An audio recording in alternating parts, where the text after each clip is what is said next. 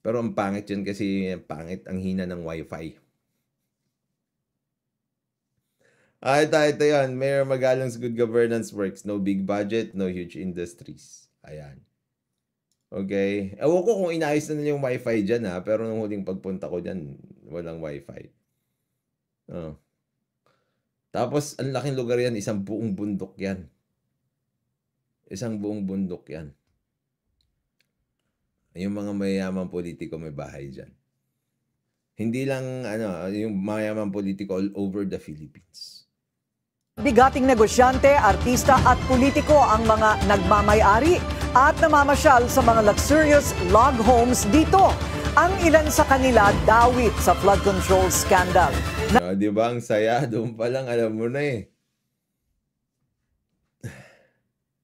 Doon po ba sa tirahan ni Roque? Hindi. Ikukumpara mo yung tirahan ni Roque, small time lang yun dito. Small time lang yun dito.